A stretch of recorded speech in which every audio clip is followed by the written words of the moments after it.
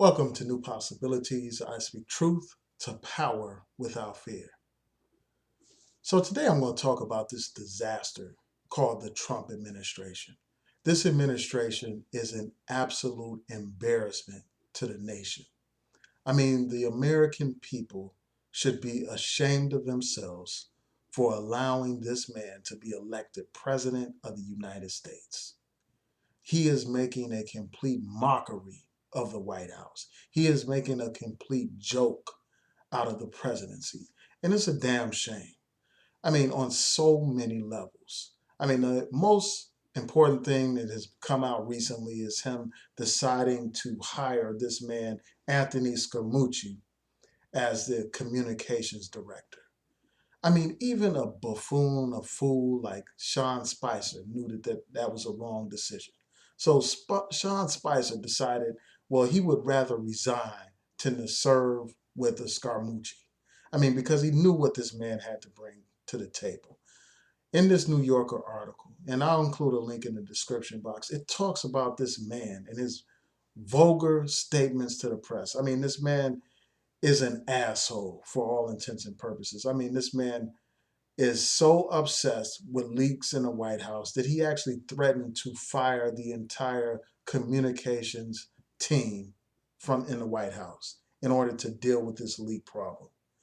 This man talked about how he believes that uh, Priebus Priebus was the source of the leak in terms of his financial information getting out there to Politico. Scaramucci's financial information got out, and this was a damaging report. So he accused Priebus of being responsible for that. And he also said in this New Yorker article that Priebus would be forced to resign. And that's exactly what happened. I mean, so you have this White House that has all this infighting going on. You have the chief of staff, Priebus, being forced to resign. And now there's going to be a new chief of staff appointed. So you have this infighting. And then also, in addition to attacking the chief of staff, this man Scaramucci attacked Steve Bannon as well. And let me be perfectly clear. I mean, I enjoy seeing my enemy destroy himself. I mean, I enjoy seeing this White House fall apart and fall to shambles. I mean, from a political standpoint. And I'll go into it a little bit later why it's a problem. But in terms of just politics, I couldn't care less what happened to any of these people. I mean, that guy Sean Spicer was an idiot, talking about alternative facts and all that kind of stuff. He's just a buffoon, and I'm glad to see him go. So I couldn't care less if the fact that he resigned. But it's this chaos that we see around this White House, much like a storm. So now he's not only, this guy Scaramucci not only attacked the chief of staff, the communication department in the White House, he attacked the chief political strategist, Steve Bannon. And I don't have any love for Steve Bannon. Steve Bannon is a racist, nothing but a damn white supremacist. One of these leaders in the so-called alt-right movement, one of the editors of that racist piece of trash, Breitbart News. So I don't care anything about this man. I don't care what happens to him. And, I'll be glad to see him go. So you had this guy, Scaramucci, basically taking shots at Steve Bannon, Donald Trump's chief political strategist. And he basically said this. He said, I am not Steve Bannon. I'm not trying to suck my own cock. I'm not trying to build my brand off of the effing strength of the president. I'm here to serve the country. This is what this man Scaramucci said. I mean, using this foul, colorful language in a publication for the whole world to hear. And this is supposed to be the damn communications director of the White House. I mean, your job as a communications director is to present the best image for the White House, to present the best message for the White House. And you have this man disgracing the White House, disgracing the presidency with this foul, disgusting language. And this is the man that's in charge of, communicating the president's message. I mean, what you have here is a disaster.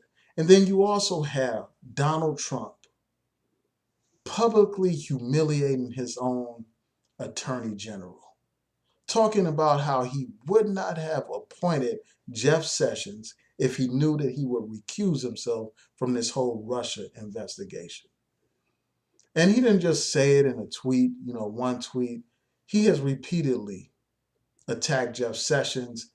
And now you have Republicans basically defending Jeff Sessions, saying that he was the first senator to support Donald Trump's presidency or his candidacy.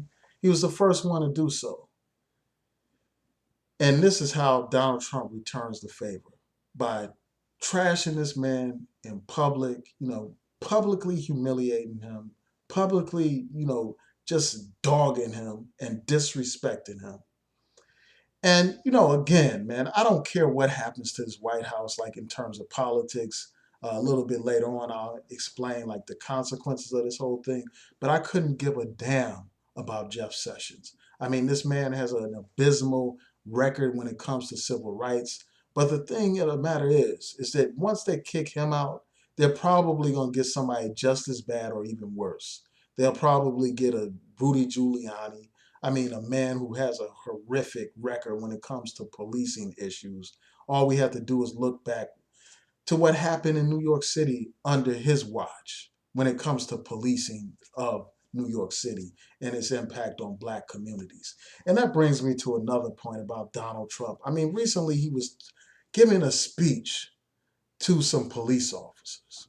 And I will include a link in the description box so that you could check that out. But in that speech, this man encourages police officers to rough up suspects. I mean, and this comes at a time when you have this pervasive problem of police brutality in Black communities. When you have all these examples of police killing Black people and there being no justice. Instead of calling for reforms to improve the police, instead of calling for consent decrees and investigations, this man is calling on the police to be even more brutal towards Black people, towards suspects. And we know that most of those people, a lot of the people that he's talking about are people of color. So he's encouraging these police to be rough when it comes to suspects. I mean, we know what happened to Terrence Crutcher, Sean Bell, and the list goes on and on. I mean, Philando Castile, Eric Garner, Sam Dubose, and on and on. All these victims of police brutality. Here we are at a time when Black people saying that our lives matter is some kind of controversial statement. In that kind of environment, you have the President of the United States using his bully pulpit to encourage law enforcement to be rough with suspects. And the sad thing is, you had these police officers actually cheering this on. So this Trump administration, I mean, it is absolutely dysfunctional by any definition. And that reminds me of a tweet that I saw today on Chris Hayes. Chris Hayes put out a tweet, Chris Hayes from MSNBC, talking about how this president was Black. People would be talking about his inability to govern or Black people's inability to govern. But because this man is white, they are giving him the benefit of the doubt. They are viewing him and his dysfunctional White House and his cabinet as some kind of individual anomaly. They're not labeling Black, an entire race of white people based on this conduct. Instead, what they're doing is they're just looking at this as an individual situation. And they're condemning, this individual act, but they're not collectively making judgments about white people because they are white people.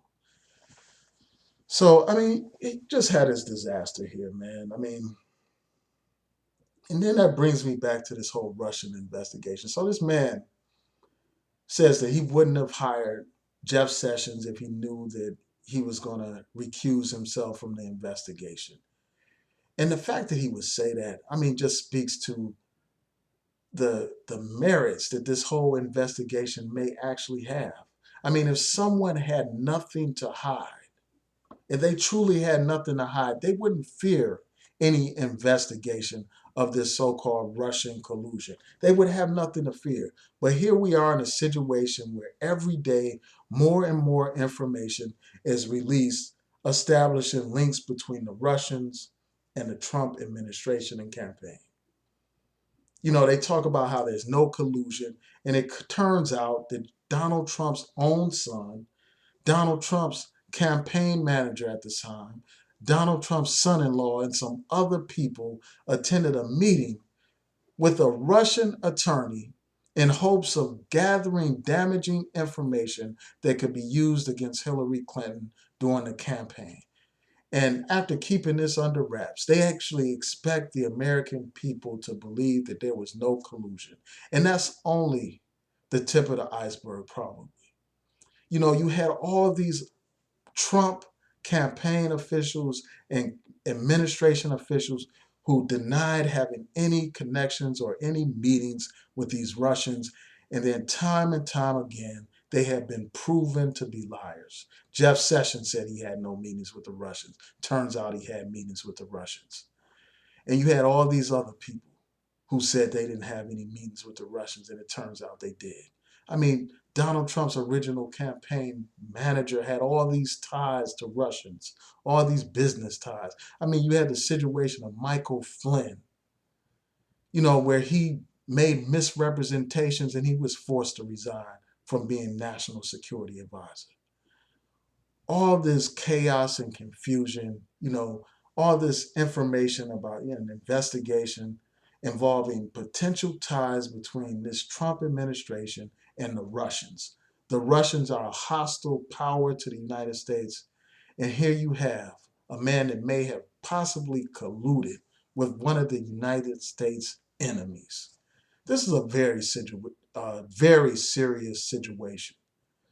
And then on top of that, you have all this chaos and confusion and dysfunction in that White House where there's all this infighting at a time when North Korea is developing its missile technology, developing nuclear weapons that can reach the United States of America.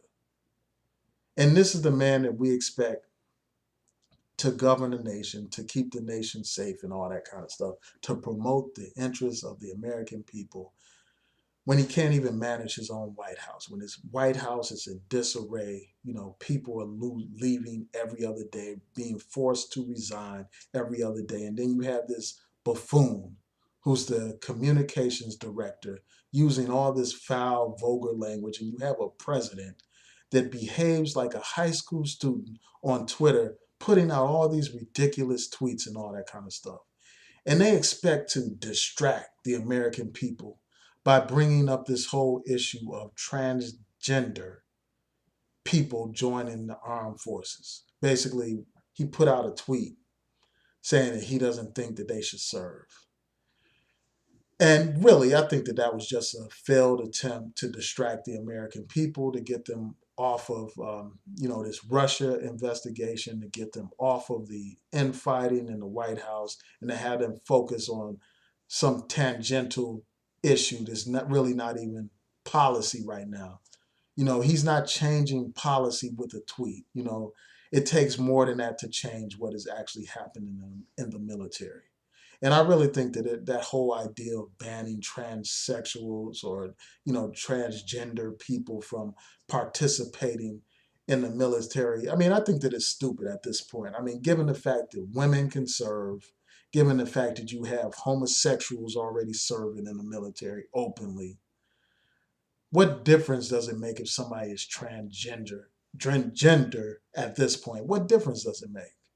I mean, if they are willing to fight and die for, this country, then they should be entitled to serve, just like any other group of people. It's not jeopardizing the American people by having transgender people serve in the military. And it's just a distraction to deflect people away from what's going on.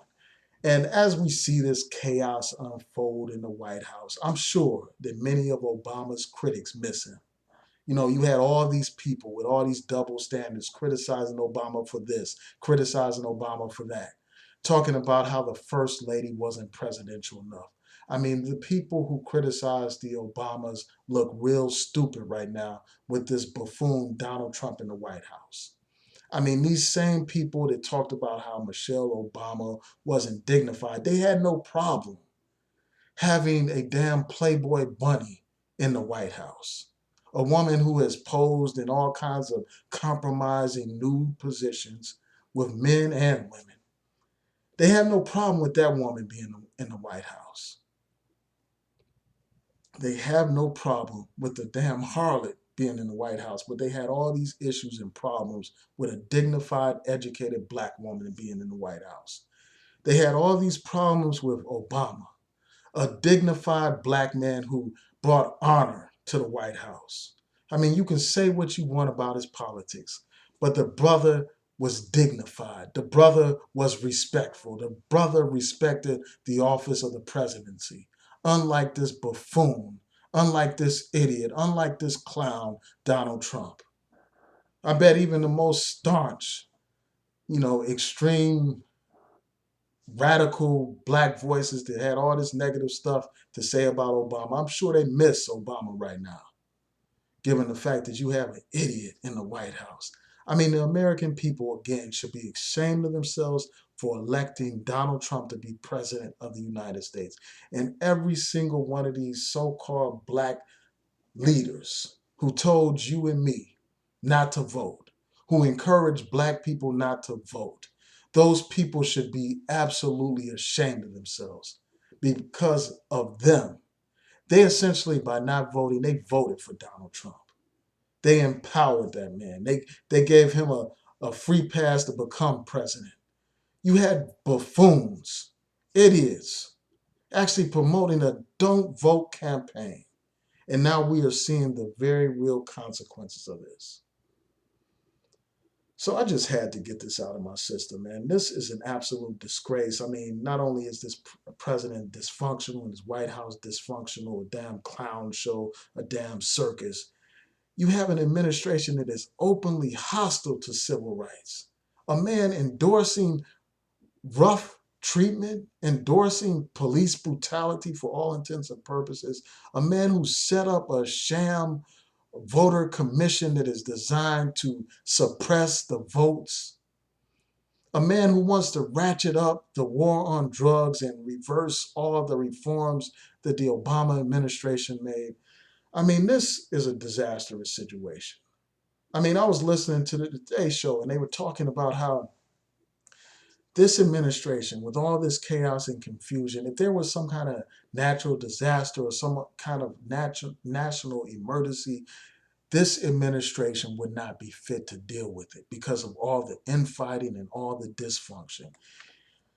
So this is a time for reflection, man. I hope that the American people do the right thing during the midterms and, vote out all these clowns that supported this man.